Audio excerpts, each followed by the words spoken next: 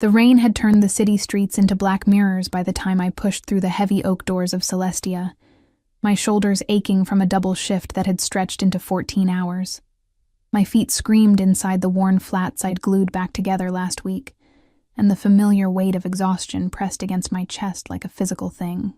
I could smell myself, sweat masked poorly by cheap body spray, mixed with the kitchen grease that clung to my server's uniform no matter how many times I washed it. "Good work tonight, sweetheart," Marcus called from behind the bar, already counting the register. I managed a weak smile, collected my meager tips from the jar, and slipped back into the rain without another word. The bus stop was 2 blocks away, 2 blocks that felt like 2 miles. I pulled my threadbare cardigan tighter, ignoring how the fabric hung loose where a button had fallen off months ago. The city looked different at this hour, cleaner somehow, washed by rain, emptied of the usual chaos. Street lamps cast orange halos through the mist, and somewhere distant, a siren wailed its lonely song. That's when I noticed the car. It sat at the corner like a predator. Sleek, black, expensive in a way that didn't belong in this neighborhood. Even through the rain-streaked windows, I could see the chrome detailing that probably cost more than I made in 6 months. The engine purred, a low rumble that vibrated through the wet pavement beneath my feet. I should have kept walking, should have minded my own business. Instead, I slowed, curiosity pulling at me despite my exhaustion. Through the tinted back window, I could just make out movement, shadows shifting, the brief flare of what might have been a phone screen. Then the front door opened. A man stepped out, tall, built like he spent serious time in a gym, wearing a suit that fit too perfectly to be off the rack. He moved with the kind of confidence that came from never having been told no. Rain dotted his shoulders, but he didn't seem to notice or care. His eyes found mine across the distance, dark and assessing in a way that made my stomach clench. "Miss," he said, his voice carrying easily through the downpour. "You need to move along." It wasn't a suggestion. I should have listened, should have ducked my head and hurried past. But I was tired. So bone-deep tired that my usual filter had worn away to nothing. "It's a public sidewalk," I heard myself say, the words coming out sharper than intended. "Last I checked, that car doesn't own the street." His expression didn't change, but something shifted in his posture. Tension, maybe, or warning. The back door opened before he could respond. I caught my breath. The man who emerged moved like water, fluid, unhurried, completely in control. He was younger than I expected, maybe early 30s, with dark hair that fell carelessly across his forehead, despite obvious expensive styling. His suit was charcoal gray, perfectly tailored, with a black shirt underneath that made his olive skin seem to glow even in the dim streetlight. No tie. The top 2 buttons undone in a way that should have looked casual, but somehow didn't. He was beautiful. Devastatingly, dangerously beautiful. But it was his eyes that stopped me cold. Dark, almost black, sharp with an intelligence that felt like being X-rayed. They swept over me once, taking in everything. My wet hair plastered to my cheeks, my stained uniform, my broken shoes, the tips clutched in my trembling hand. I watched him register it all in less than 3 seconds. "Problem, Marcus?" His voice was low, textured like smoke and expensive whiskey. It sent an involuntary shiver down my spine that had nothing to do with the cold rain. "No, sir." The suited man, Marcus apparently, replied immediately. "Just a pedestrian." Those dark eyes hadn't left mine. I felt pinned, examined like a specimen under glass. Rain ran down my face, but I couldn't look away. Didn't dare look away. "She looks cold," he said finally, and I hated how my heart jumped at the observation. And tired. "I'm fine," I managed, finding my voice even though it came out smaller than I wanted. "Just heading home." One corner of his mouth lifted, not quite a smile, but close. Dangerous close. "At this hour? In this weather?" He tilted his head slightly, studying me with an intensity that made my skin prickle. "Where's home?" "None of your business," I said, but the words lacked conviction. Something about him made lying feel impossible, like he'd see through it before the sentence finished. He took a step closer, and I noticed Marcus tense beside the car. Rain fell between us, creating a curtain of silver drops in the streetlight. He smelled like cedar and something darker. Leather, maybe, or smoke. Clean and masculine, and far too expensive for this part of town. "You work at Celestia," he said. Not a question. A statement. "I've seen you there." My stomach dropped. Celestia catered to a specific clientele, the kind with money, power, and secrets they paid handsomely to keep. We had a private dining room on the second floor that required a separate entrance and 3 security checks. I'd served up there exactly once, 3 months ago, when they were desperate for staff during a weekend rush. I'd tried not to look at the men in expensive suits conducting business over plates that cost more than my weekly rent. Tried not to hear the conversations that fell silent when I approached with wine bottles that probably cost more than my car insurance. Had he been there? Had I served him? "I don't remember you," I said, which was a lie. Because now that he was standing here, close enough that I could see the slight scar above his left eyebrow, the perfect architecture of his face, I did remember. A flash of memory. Dark eyes watching me over a crystal glass. The weight of his attention like a physical touch even across a crowded room. That almost smile deepened. Liar. The word was soft, almost affectionate, but it carried weight. The rain fell harder, soaking through my cardigan, plastering my uniform to my skin. I was shivering now. Though whether from cold or something else, I couldn't tell. "I need to go," I said, taking a step back. "My bus is 3 blocks away at the depot for the night," he interrupted smoothly. "Last one left 20 minutes ago." Horror bloomed in my chest. I pulled out my phone with shaking hands. The screen cracked, battery at 8%, and confirmed what he already knew. The last bus had indeed departed. The next one wouldn't come until 5:30 in the morning. 6 hours from now. Shit, I whispered, the word escaping before I could stop it. My apartment was 45 minutes away on foot, through neighborhoods that weren't safe even in daylight. I had $12 in tips. Not enough for a cab, even if I could find one willing to come to this area. "Get in the car." My head snapped up. He'd moved closer while I was distracted. Close enough now that I had to tilt my head back to meet his eyes. Up close, he was even more striking. Sharp jawline, full lips, a small mole just below his right eye that somehow made him more real, more dangerous. "What?" "Get in the car," he repeated, slower this time, like I was simple. "I'll take you home." "I don't even know you." "No," he agreed, and something flickered in those dark eyes. Amusement? Frustration? "But I know you. I know you work doubles 4 times a week at Celestia.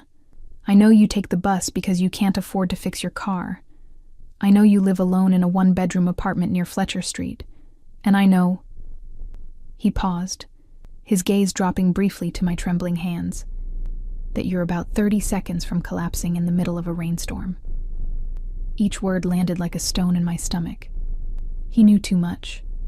Way too much. "How?" "Get in the car, Piccola." The endearment rolled off his tongue like honey laced with arsenic. "We can discuss your concerns about stranger danger once you're warm and dry." Behind him, Marcus had opened the back door, waiting. The interior glowed with soft amber light, and I could see leather seats, probably heated. Dry. Warm. Every instinct screamed at me to run. This man was dangerous. Everything about him radiated controlled violence barely leashed beneath expensive clothes and cultured speech. The way Marcus deferred to him, the way he spoke with absolute certainty that his commands would be obeyed. The casual knowledge of my life that he shouldn't have had. But I was so tired, so cold, and 6 hours was a long time to wait in the rain. "Just a ride home," I heard myself say. That's all. His smile was genuine this time, and somehow that was worse. "Of course," he said, gesturing toward the open door, "just a ride home." I moved forward on numb feet, ducking into the car before I could change my mind. The interior was exactly as luxurious as I'd imagined. Soft leather, gleaming wood paneling, and blessed heat that immediately began seeping into my frozen bones. It smelled like him, that cedar and smoke scent, wrapped around me like a possession.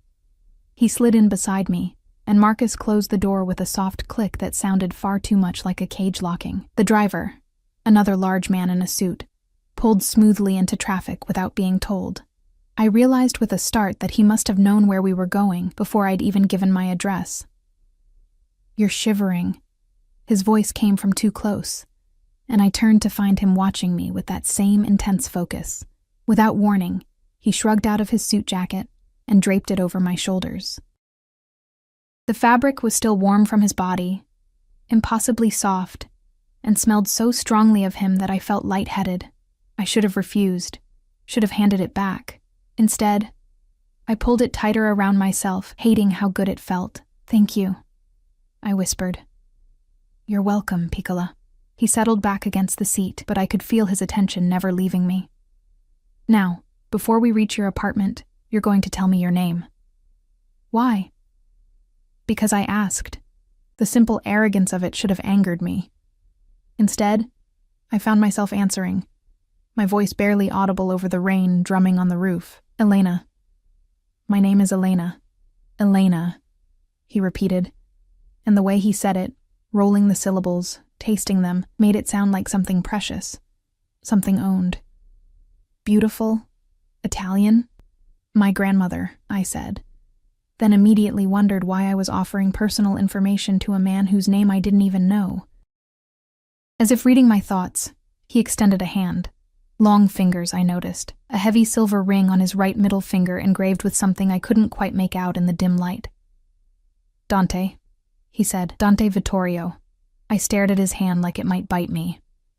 Because I knew that name. Everyone in this city knew that name, even if they pretended not to. Vittorio. The family that owned half the restaurants, the construction companies, the unions. The family that appeared in newspaper headlines with lawyers but never in handcuffs. The family you didn't cross if you wanted to keep breathing. I started. But he pressed one finger to my lips, silencing me. "Careful, Piccola," he murmured, his touch burning against my mouth. "Some things are safer left unsaid in cars, even mine." He withdrew his hand slowly, deliberately, and I found myself missing the contact immediately. What was wrong with me? The car glided through rain-slicked streets, and I watched the city pass by through tinted windows that made everything look slightly unreal. My neighborhood approached too quickly. Familiar buildings, the corner store with its flickering sign, the playground with broken swings. When we pulled up outside my apartment building, a sagging structure with peeling paint and cracked steps, I felt suddenly, acutely aware of the contrast. His world and mine. They didn't belong together. "Thank you for the ride," I said, reaching for the door handle. His hand shot out, catching my wrist. Not hard, not painful, but absolutely immovable. "Elena." My name was a command in his mouth. "Come to Celestia tomorrow night, 9 o'clock. Ask for me." "Why would I?" "Because I'm asking you to." His thumb brushed over my pulse point, and I knew he could feel how my heart raced. "And because you're curious. I can see it in your eyes." "I work tomorrow night," I protested weakly. "Not anymore." He released my wrist, but the ghost of his touch remained. "I'll arrange it. 9 o'clock, Elena. Don't make me come looking for you." It should have sounded like a threat. Maybe it was. I scrambled out of the car, his jacket still draped around my shoulders, and didn't look back until I reached my building's entrance. When I turned, the car was still there, engine purring, watching, making sure I got inside safely. Or making sure I went exactly where he expected me to go. I climbed the 3 flights to my apartment on shaking legs, fumbled with my keys, and locked the door behind me with hands that wouldn't stop trembling. Only then did I notice the blood. It had soaked through my uniform sleeve, sticky and dark, spreading from a gash on my forearm that I didn't remember getting. Must have happened during the dinner rush. I'd grabbed a broken plate bare-handed when a busboy dropped a tray. I'd been too busy, too tired to notice. Now it throbbed, angry red around the edges. I peeled off his jacket carefully, planning to wash it, return it somehow. That's when I found the card tucked into the inner pocket. Heavy cardstock. Elegant script. Dante Vittorio. And below it, a phone number. I should have thrown it away, should have forgotten this entire night. Called in sick tomorrow. Stayed as far away from Celestia and Dante Vittorio as possible. Instead, I placed the card on my nightstand and lay down in his jacket, breathing in cedar and smoke until exhaustion finally pulled me under. I didn't sleep. Not really. Every time I closed my eyes, I saw his face. Those dark eyes that had studied me like I was a puzzle he intended to solve. The dangerous curve of his mouth when he'd called me Piccola. The way his touch had branded my wrist, gentle but absolute. A preview of something I didn't understand but felt in my bones. By the time dawn crept through my threadbare curtains, I'd convinced myself a dozen times not to go. Then I'd pick up his card from my nightstand, run my thumb over the raised lettering of his name, and feel my resolve crumble. The cut on my arm looked worse in daylight. Angry and deep, the edges puckered where I'd tried to butterfly it closed with medical tape. I should have gotten stitches, should have gone to urgent care, should have done a lot of things differently. I wrapped it in gauze, pulled on a long-sleeved shirt to hide the bandage, and spent the morning cleaning my apartment with manic energy, scrubbing baseboards that didn't need scrubbing, organizing a closet that barely had anything in it. Anything to avoid thinking about 9 o'clock. My phone rang at 2 in the afternoon. Unknown number. Hello? Miss Elena? A woman's voice, professional and smooth. This is Andrea calling from Celestia. I'm updating the schedule and wanted to confirm. You're no longer on the roster for tonight. Mr. Vittorio has requested your evening be cleared. My stomach dropped. I didn't request. It's already arranged. Your wages for the shift will be included in Friday's payment. Is there anything else I can help you with? The careful politeness couldn't mask the underlying message. This wasn't a conversation. It was a notification. No, I whispered. Thank you. She hung up without another word. I stared at my phone, anger, and something else. Something uncomfortably close to anticipation, warring in my chest. He'd actually done it. Changed my schedule with a single request. Rearranged my life like moving pieces on a chessboard. I should have been furious. Instead, I opened my closet and tried to figure out what you wore to meet a man who'd probably killed people. By 8:30, I'd changed outfits 4 times and settled on the only dress I owned that didn't look like it had been salvaged from a donation bin, a simple black sheath I'd bought for my mother's funeral 3 years ago. It was plain, modest, appropriate for nothing and everything all at once. I'd washed his jacket carefully, dried it on low heat, and now it hung on my arm like borrowed armor as I descended the stairs of my building. The evening air was cool and clear. The rain from last night evaporated into nothing but damp pavement and the lingering smell of wet concrete. The bus ride to Celestia took 40 minutes. I spent every second of it questioning my sanity. The restaurant looked different at night, lit from within like a jewel box, the kind of place I'd never have entered if I didn't work there. Floor-to-ceiling windows revealed glimpses of crystal chandeliers, white tablecloths, patrons who moved with the easy confidence of people who'd never checked a price tag in their lives. I bypassed the main entrance where a host in a tuxedo greeted arriving guests. Instead, I went around back to the employee entrance, the one I'd used 100 times before. My keycard still worked. The lock clicked green, and I slipped inside. The back hallway smelled like garlic and fresh bread, familiar and grounding. I could hear the kitchen in full chaos, the clatter of pans, the shouted orders in English and Spanish, the controlled frenzy of dinner service. Elena? I turned to find Carlos, one of the line cooks, staring at me with wide eyes. What are you doing here? I thought you weren't working tonight. I'm not. I held up the jacket, returning something. His gaze dropped to the expensive fabric in my hands, and his expression shifted into something I couldn't quite read. Concern? Fear? You should go through the front, he said quietly. If you're here for him. My throat went dry. Carlos. Be careful, Elena. He glanced over his shoulder, then back at me. Men like that, they don't just let people walk away. Once you're in, you're in. Before I could respond, he disappeared back into the kitchen, leaving me alone in the hallway with my racing heart and his jacket growing heavier by the second. I made my way through the familiar corridors, past the break room and the manager's office, toward the main dining room. But before I reached it, a hand caught my elbow. Marcus. The man from last night, still in his perfect suit, still radiating barely contained danger. "Miss Elena," he said, and his tone was infinitely more respectful than it had been on the street. "Mr. Vittorio is waiting for you. This way, please." He guided me past the main dining room entirely, toward the private elevator that led to the second floor, the exclusive floor, the one where I'd served exactly once and tried very hard to be invisible. The elevator was lined with mirrors and soft lighting. I watched our reflection rise, me in my funeral dress clutching his jacket, Marcus standing at perfect attention, betraying nothing. "He's been waiting all day," Marcus said suddenly, his eyes still forward. "I've worked for Mr. Vittorio for 8 years. I've never seen him wait for anyone." I didn't know what to say to that, so I said nothing. The elevator doors opened directly into a private dining room that stole my breath. It was smaller than I remembered, more intimate. A single table set for 2 near floor-to-ceiling windows that overlooked the city lights. Candles flickered in crystal holders. A bottle of wine, probably worth more than my monthly rent, breathed on the table. And there, standing by the window with his back to me, was Dante Vittorio. He wore black tonight, black slacks, black shirt with the sleeves rolled to his elbows, revealing forearms corded with muscle and decorated with ink I couldn't quite make out from this distance. His hair was slightly disheveled, like he'd been running his hands through it. "Thank you, Marcus," he said without turning. "That will be all." Marcus retreated immediately, and I heard the elevator doors close behind me with soft finality. We were alone. "You came," Dante said, finally turning to face me.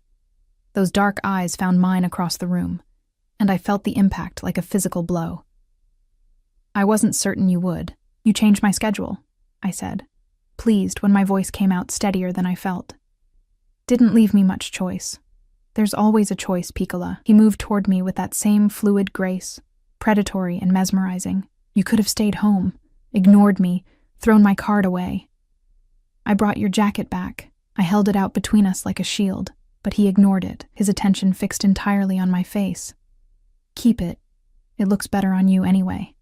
I can't accept. You can. You will." He plucked the jacket from my hands and tossed it carelessly over a nearby chair, then caught my wrist, the same one he'd held last night, and pulled me gently toward the table. "Sit, have dinner with me." "Why?" The question burst out before I could stop it. "Why am I here? What do you want from me?" He pulled out my chair, waiting. After a moment's hesitation, I sat, and he settled across from me with the easy confidence of someone accustomed to being obeyed. "I want," he said, reaching for the wine and pouring 2 glasses with practiced elegance, "to have dinner with a beautiful woman who looked at me on a rainy street and saw a man instead of a name.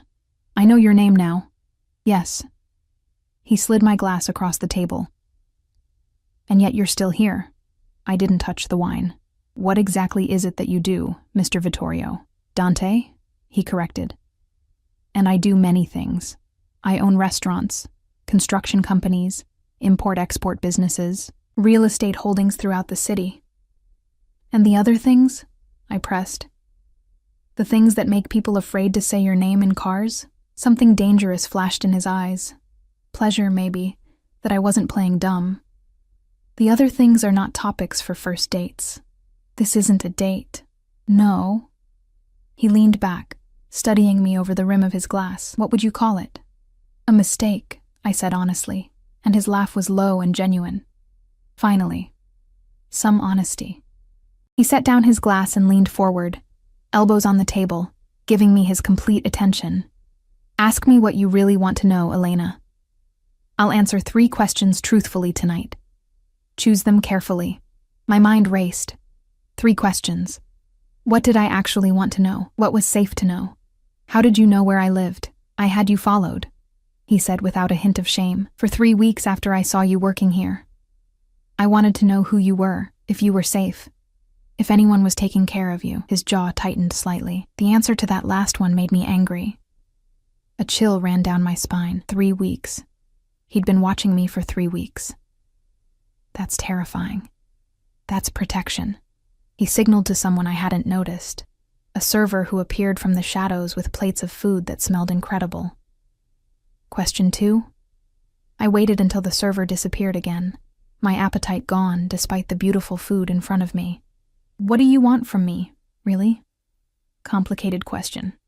He cut into his steak with precise movements, but his eyes never left mine. At first, I wanted to understand why I couldn't stop thinking about you. Why a woman who served me wine for 30 seconds 3 months ago had crawled under my skin and refused to leave. He paused, chewing slowly, then continued. Now I want everything. Your time, your attention, your trust eventually. I want to know every thought in that clever head. Every fear, every secret. You don't even know me. Not yet, he agreed. But I will. Last question, Piccola.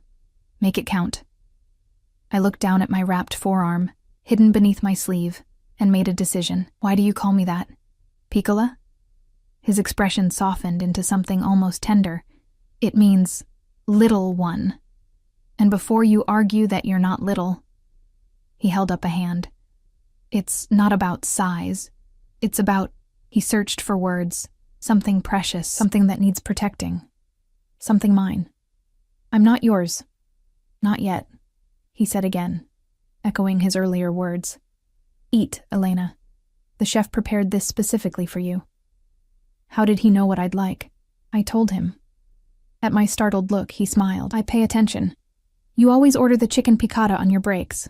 You drink water, no ice. You avoid anything with mushrooms. He gestured to my plate. No mushrooms, I promise. It should have been romantic. Instead, it felt like being dissected, examined, catalogued, but I was hungry.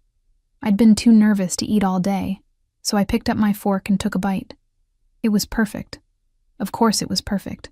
We ate in silence for a few minutes, and I tried to ignore how his attention never wavered, how he watched every bite I took with satisfaction, like my eating pleased him on some fundamental level. Roll up your sleeve, he said suddenly, his voice dropping into something harder. I froze, fork halfway to my mouth. What? Your left sleeve. Roll it up. Why would I? Elena. My name was a warning. Roll up your sleeve. Now. With shaking hands, I set down my fork and slowly pushed up my sleeve, revealing the gauze wrapped around my forearm. His expression went absolutely still, controlled in a way that was somehow more frightening than anger. Take off the bandage. It's fine. Just a cut from work. Take it off. I unwrapped the gauze with trembling fingers, exposing the angry gash that had bled through the tape I'd used to close it. It looked infected now, red and swollen around the edges. Dante was out of his chair before I could blink, kneeling beside me, his hand catching my arm with infinite gentleness. His thumb traced the air above the wound, careful not to touch it. How? The word came out flat, deadly. How did this happen? I grabbed a broken plate during service. Yesterday. I didn't realize. You didn't realize you'd been cut deep enough to need stitches? His eyes lifted to mine, black with fury that I instinctively knew wasn't directed at me. You wrapped this in tape and went home in the rain? Worked a double shift injured? I couldn't afford urgent care, I said quietly. And it's fine. It'll heal. Marcus. His voice cracked through the room like a whip. The elevator doors opened immediately. Had Marcus been waiting there the entire time? And he appeared in the doorway. Get Dr. Russo here. Now. Tell him it's urgent. Sir, it's almost 10. I don't care if it's 3 in the morning. Get him here in the next 20 minutes or I'll burn his practice to the ground. Dante hadn't looked away from my arm, his jaw set in a way that made him look capable of extreme violence, and find out who was managing the floor at Celestia last night. I want their name. Right away, sir. Marcus vanished, and I tried to pull my arm back. You don't need to.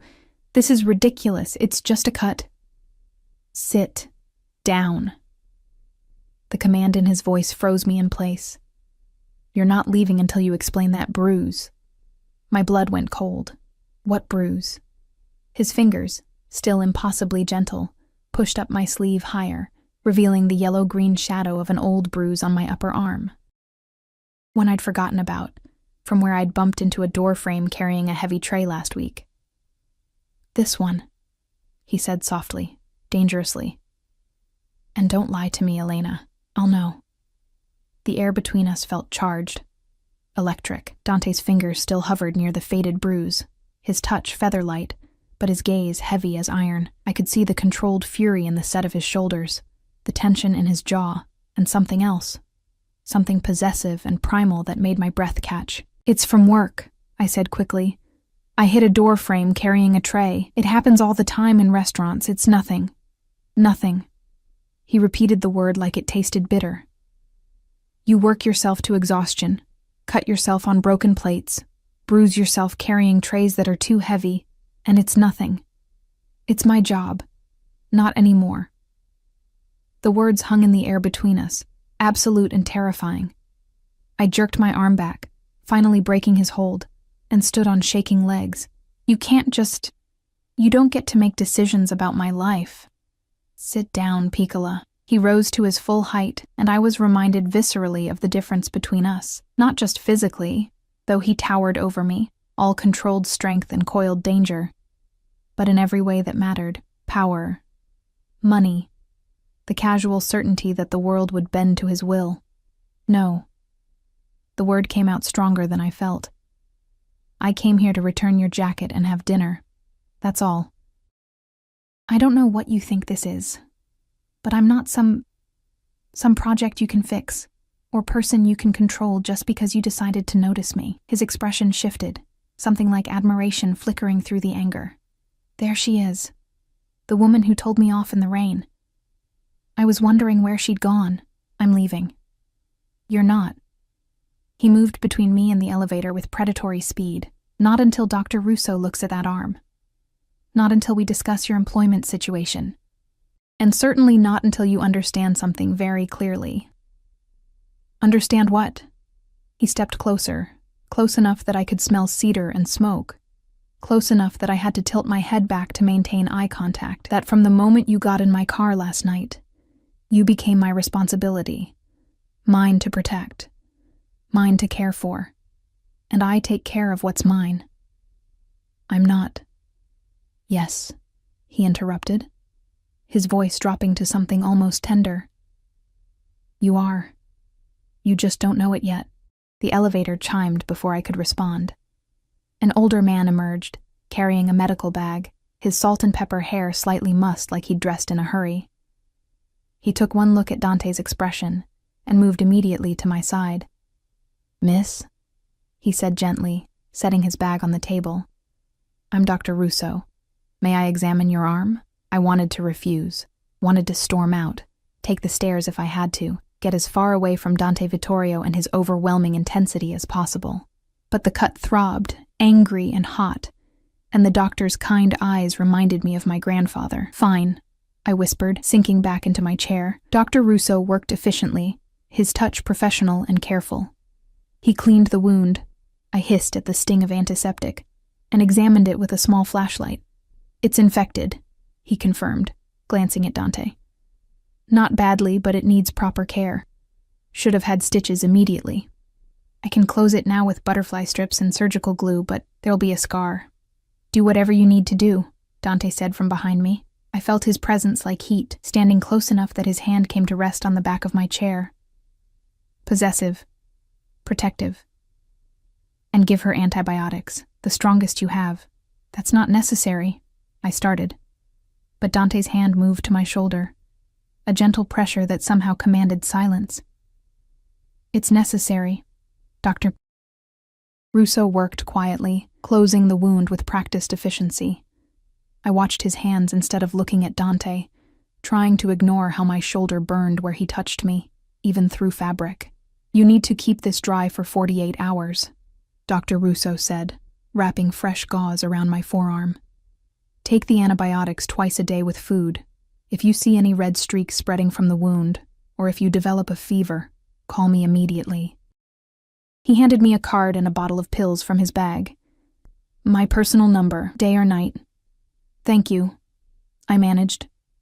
He packed up his supplies, accepted what looked like several $100 bills from Dante without counting them, and left as quickly as he'd arrived. The elevator doors closed, and we were alone again.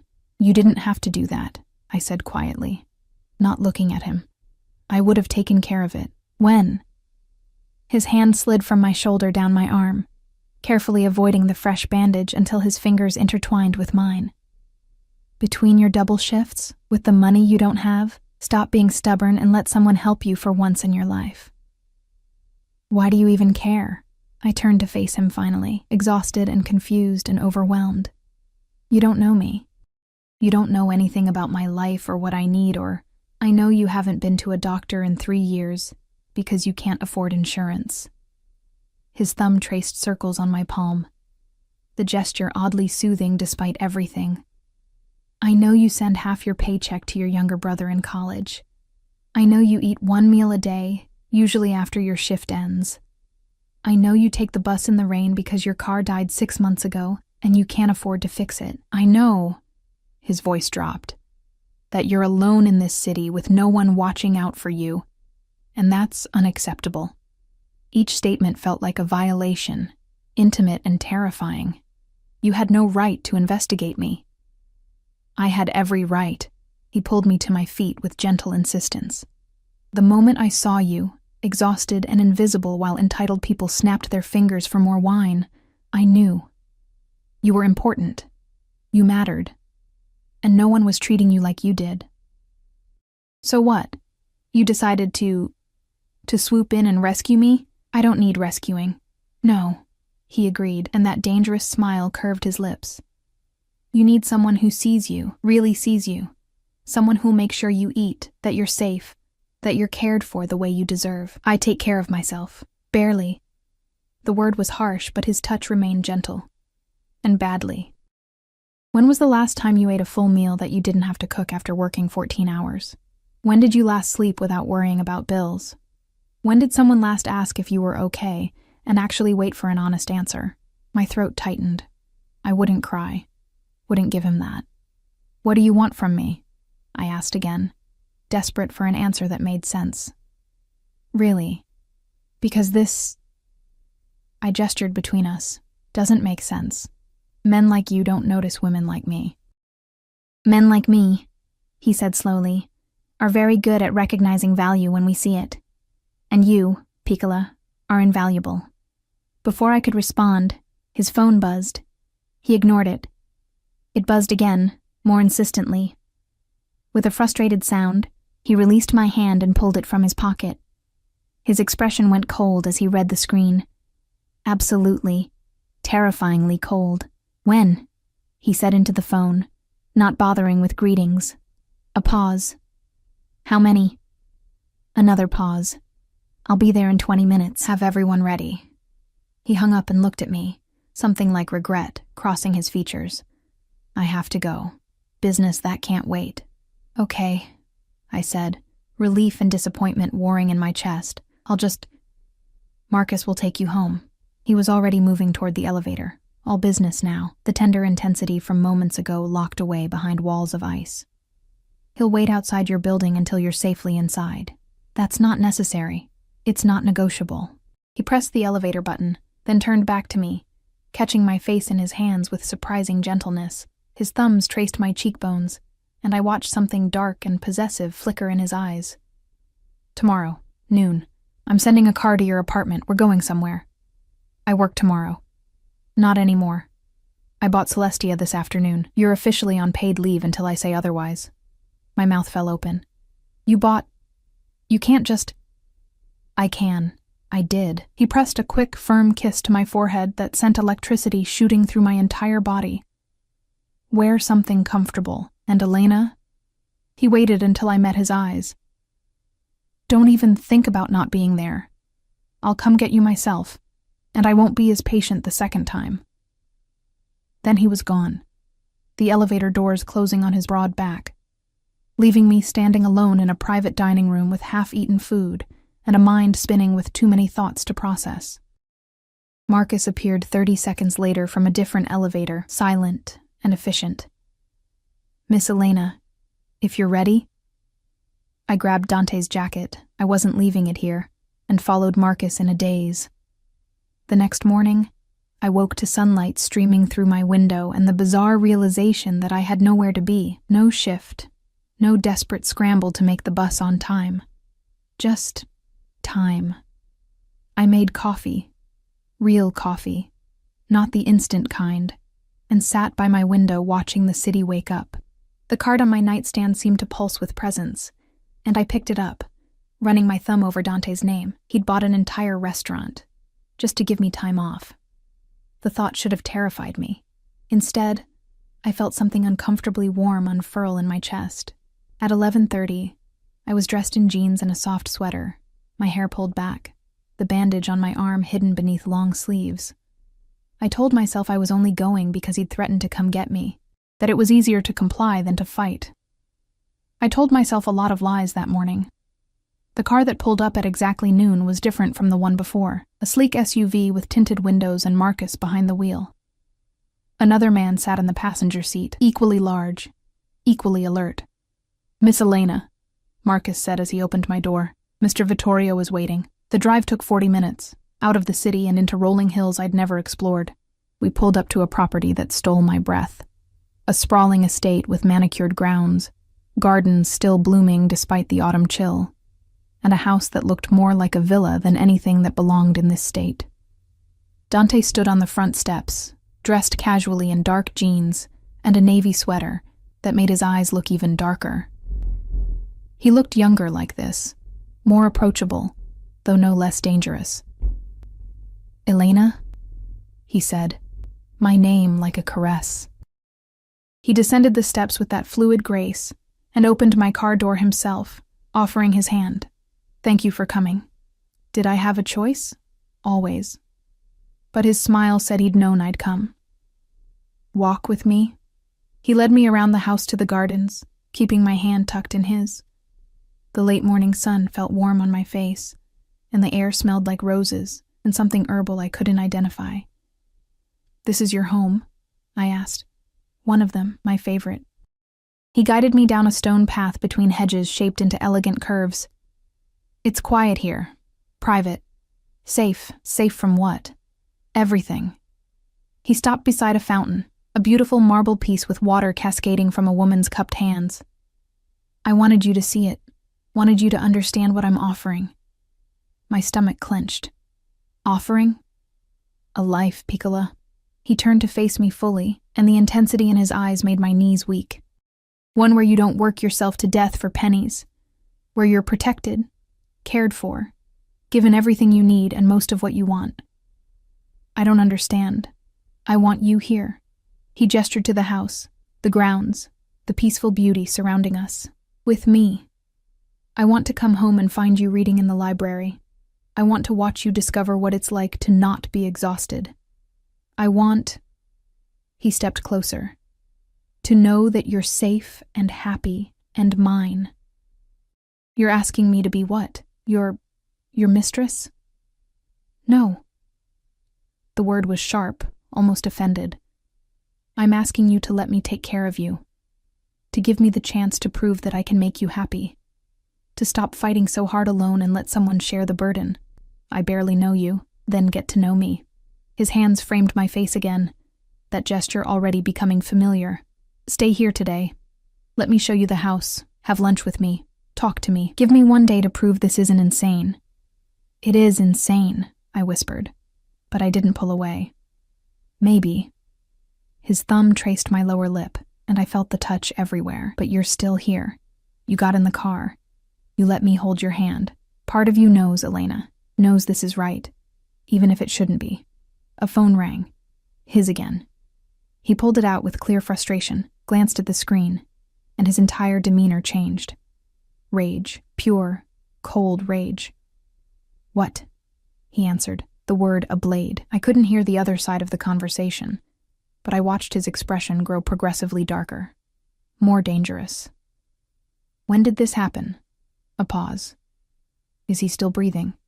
Another pause. "Keep him that way. I'm coming." He hung up and looked at me, and I actually stepped back from what I saw in his eyes. "I have to go," he said, his voice carefully controlled. "Something's happened. Something that requires my immediate attention." "Okay," I managed. Marcus will take you home. I'll call you tonight. He pressed his phone into my hand, an expensive model, probably worth more than 3 months of my old salary. My number's programmed in. If you need anything, and I mean anything, you call me. Understood? I nodded, unable to find words. He kissed my forehead again, lingering longer this time, then strode toward a garage that opened to reveal several cars. He chose a low black sports car that roared to life like something feral. Then he was gone, leaving me standing in his garden holding his phone, wondering what the hell I'd gotten myself into. Marcus drove me home in silence, but I caught him watching me in the rearview mirror more than once. His expression was carefully neutral, but I sensed something beneath it. Concern, maybe, or warning. How long have you worked for him? I asked as we merged onto the highway back toward the city. 8 years, miss. And in those 8 years, has he ever... I struggled for the right words. Has he ever done this before? Brought someone to his home like this? Marcus was quiet for so long I thought he wouldn't answer. Then... No, miss. Never. The weight of that single word settled over me like a blanket. Never. I was the first. The only one he'd brought to his favorite place. His sanctuary. I should have felt special. Instead, I felt trapped. Back at my apartment, I stood in the center of my tiny living room, holding Dante's phone like it might explode. The screen lit up every few minutes with messages, most in Italian, some in English, all seeming urgent and vague, names I didn't recognize, times, addresses. The language of a world I didn't understand and probably shouldn't want to, but I did want to. God help me. I wanted to understand him. The phone rang at 8 that evening. His name on the screen made my heart lurch. Hello? Elena. Just my name, but I could hear exhaustion underneath it. And something else. Anger, barely leashed. Are you home? Safe? Yes. Marcus made sure I got in okay. Good.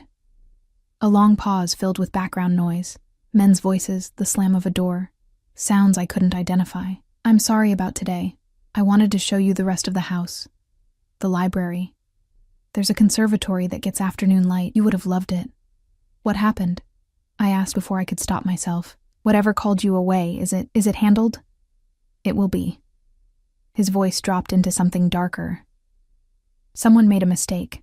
A very costly mistake. They're learning the price of it now. I should have been horrified. Should have hung up. Blocked his number. Maybe called the police. Instead, I sank onto my threadbare couch and asked, "Are you okay?" Silence.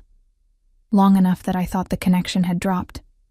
No one's asked me that in a very long time, he said finally, and something in his voice made my chest ache.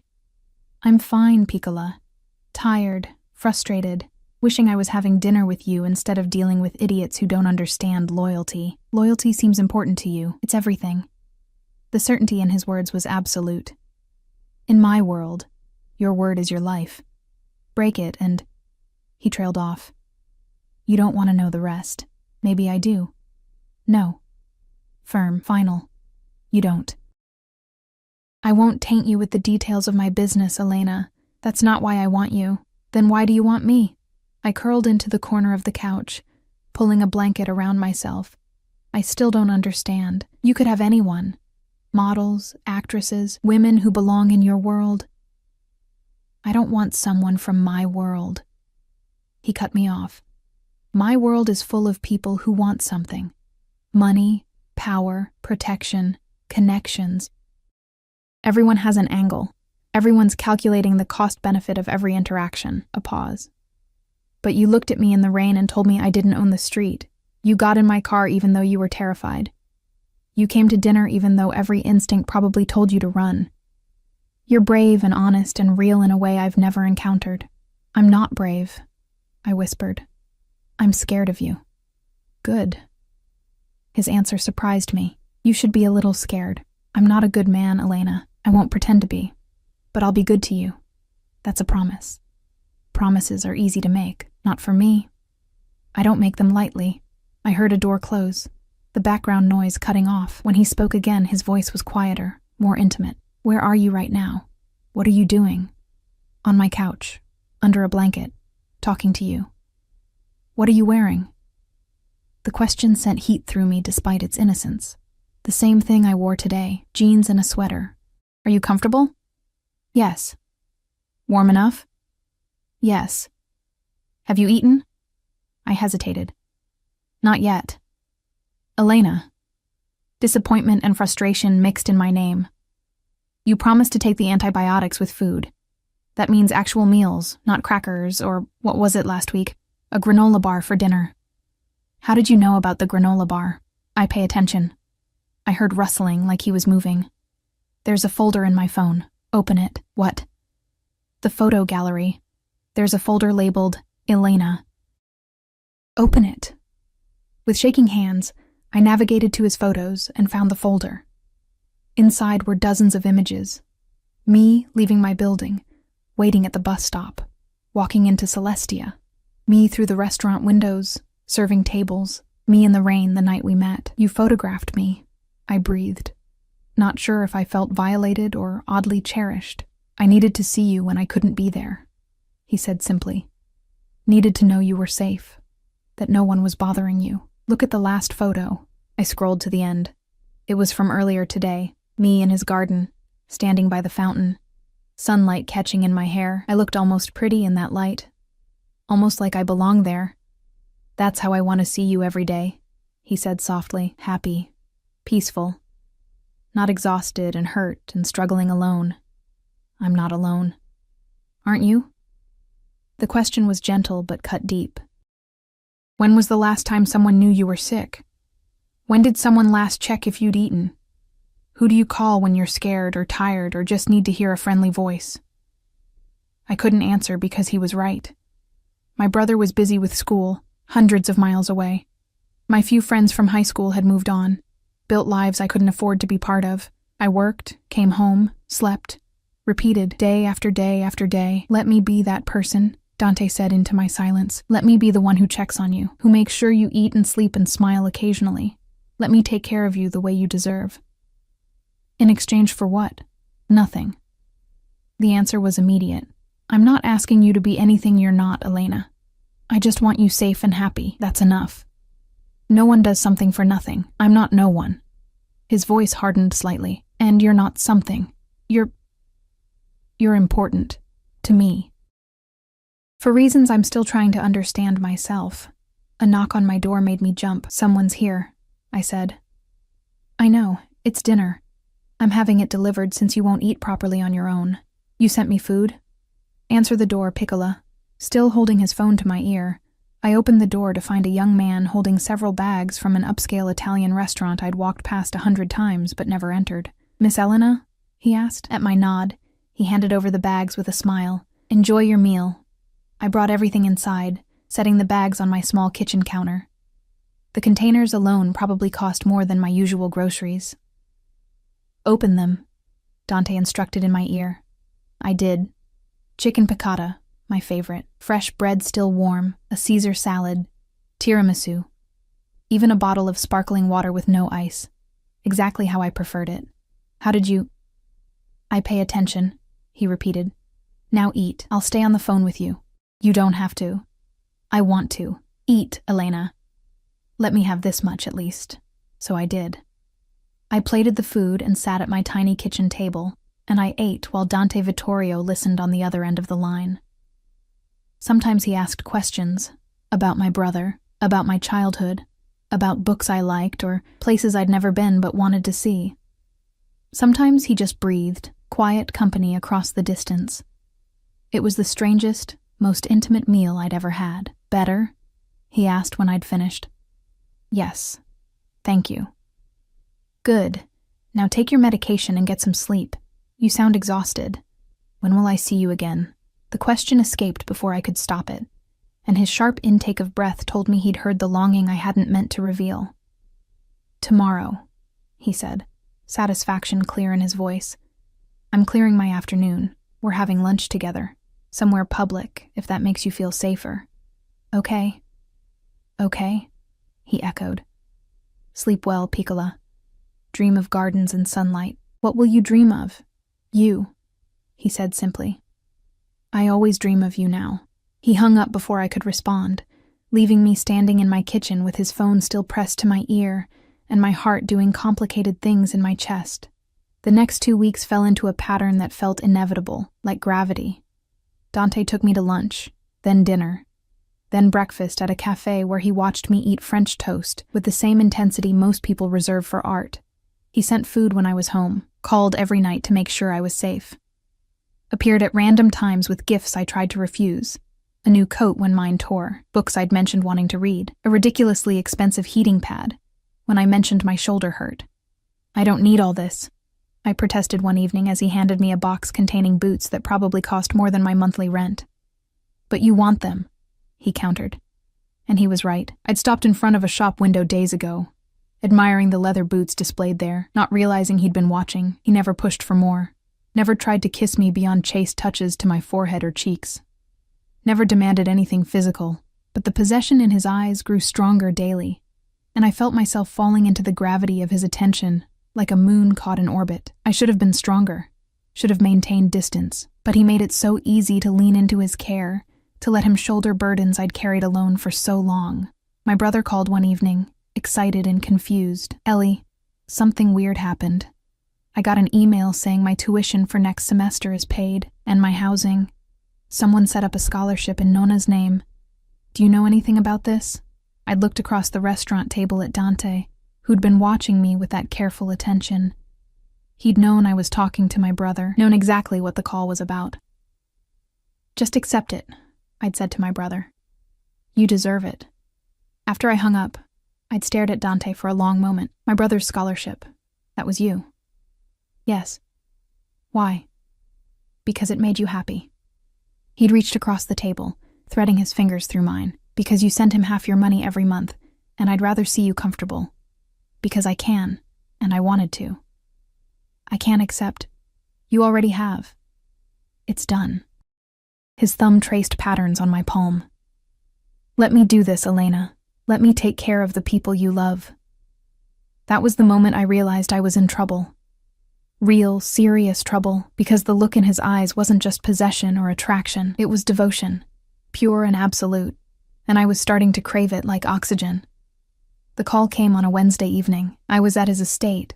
I'd been spending more time there, drawn by the peace and the library he'd promised.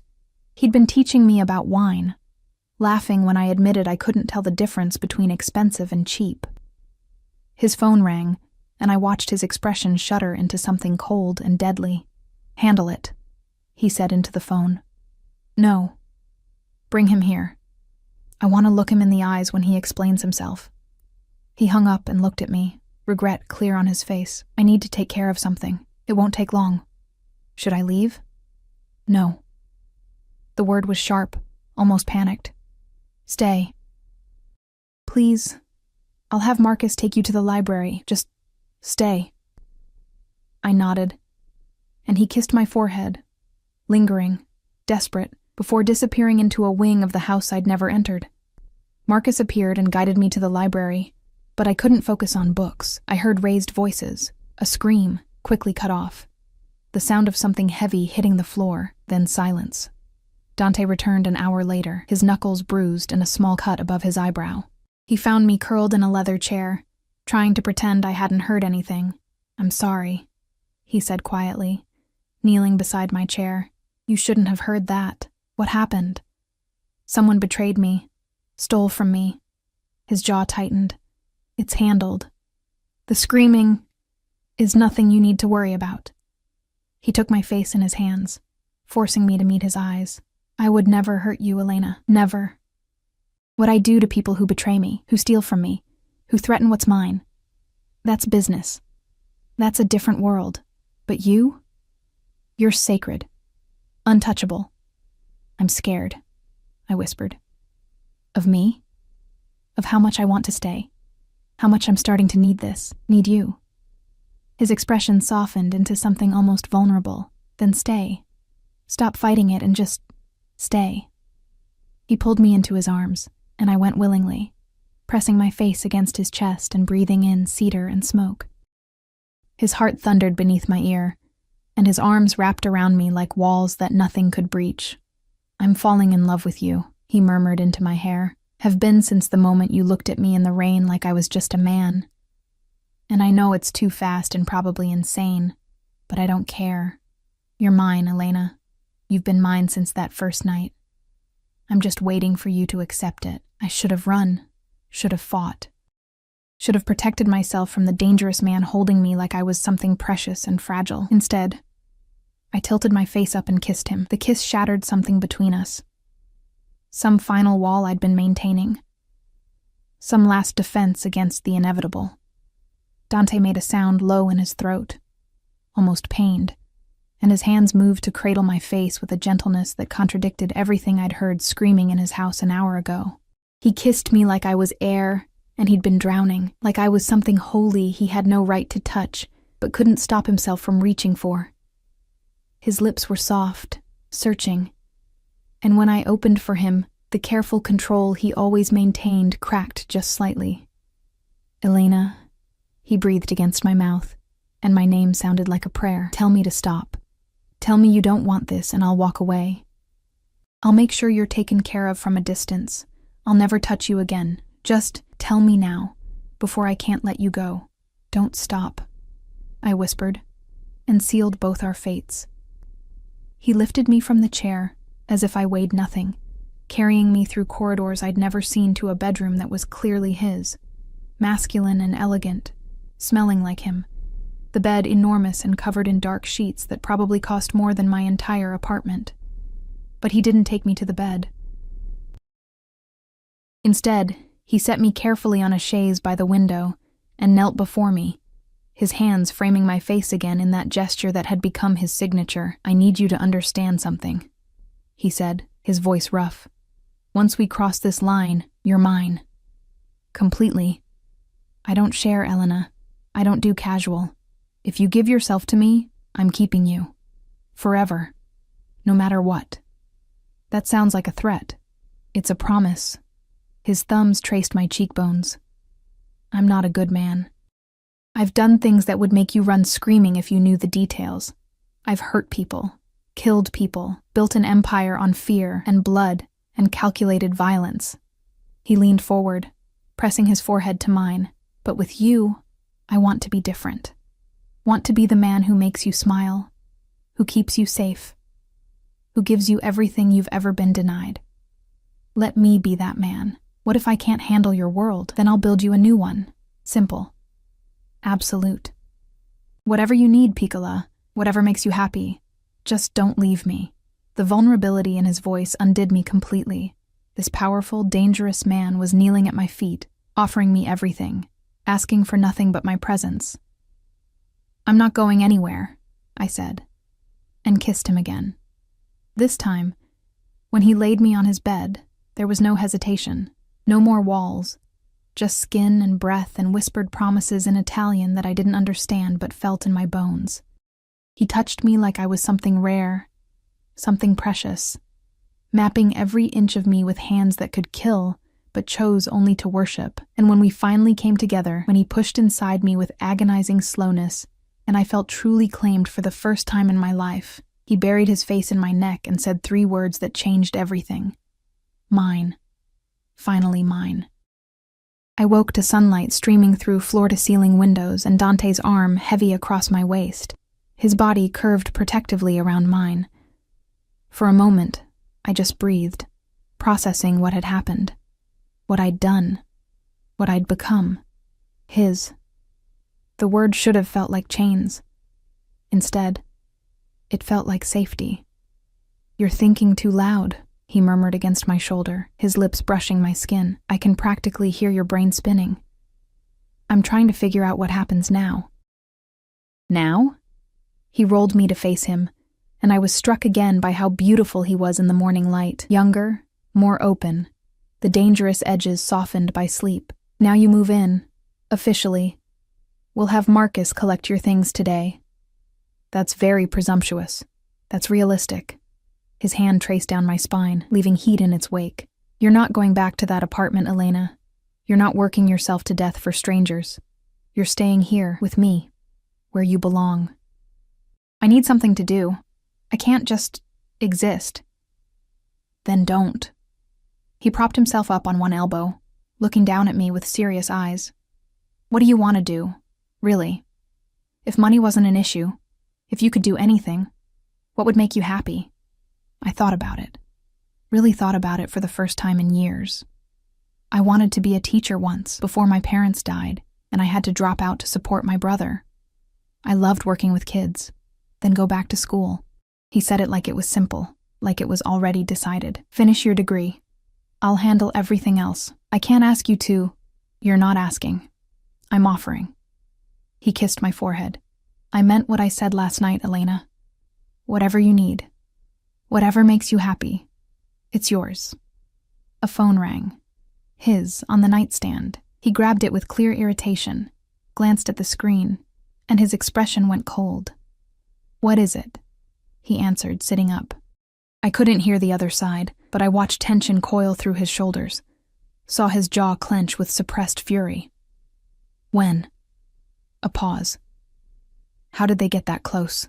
Another pause. Double the security.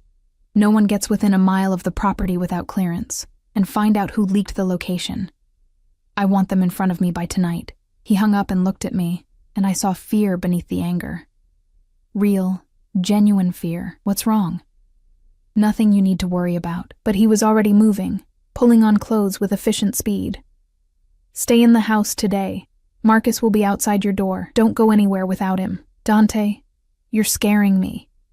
He came back to the bed, caught my face in his hands. Someone found out about you, about us. They're trying to use you to get to me. Ice flooded my veins. Who? Rivals.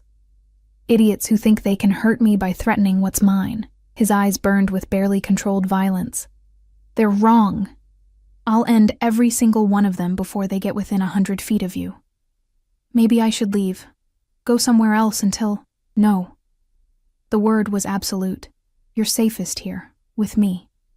This property is a fortress. I have men stationed at every entrance, cameras covering every inch of the grounds. No one gets in unless I allow it. He pressed a hard kiss to my lips. Trust me, Piccola. I'll keep you safe. I promise. What are you going to do? Whatever I have to. He stood, checking a gun I hadn't noticed him pull from a drawer. The casual way he handled it, checked the magazine, tucked it into a holster at his back. It drove home exactly who and what he was. A killer. A criminal. A man who solved problems with violence. And I'd given myself to him completely. I love you, I said suddenly, the words escaping before I could question them. I know it's fast and probably stupid, but I do. I love you. He froze, something vulnerable and almost shocked crossing his face. Then he was back at the bed, kissing me with desperate intensity. Say it again, he demanded against my lips. I love you. Again. I love you, Dante. He made a sound almost like pain, and held me so tightly I could barely breathe. I'll burn the world down before I let anyone take you from me, he whispered. Every single person who threatens you will die screaming. That's what you mean to me. That's how much I love you. Then he was gone, and I was left alone in his bedroom, processing the fact that I'd just confessed love to a man who promised murder as easily as other men promised flowers. The day stretched endlessly. Marcus stood outside my door, silent and watchful. I tried to read, to eat the breakfast that appeared on a tray, to do anything but imagine what Dante was doing and to whom. My phone rang at 2 p.m. My phone, the one Dante had given me, that only he had the number to. Hello? Elena. A voice I didn't recognize, smooth and cold. You don't know me, but I know you. I know you're very important to Dante Vittorio. Important enough that he might listen to reason for once. My blood turned to ice. Who is this? Someone who has something he wants. Someone who'd like to make a trade. A pause. You. For the territory he took from me last month. Simple exchange. No one has to get hurt. I'm not. He won't. Oh, he will. The voice was certain. He'll give me everything I ask for and more. Because you're his weakness, Elena. And in our world, weaknesses get exploited. The line went dead. I dropped the phone like it burned, my hands shaking violently. They knew my number, knew my name, knew exactly how to hurt Dante. Marcus burst through the door before I could move. Miss Elena, we need to move you. Now. Someone called. They threatened. I know. The line was monitored.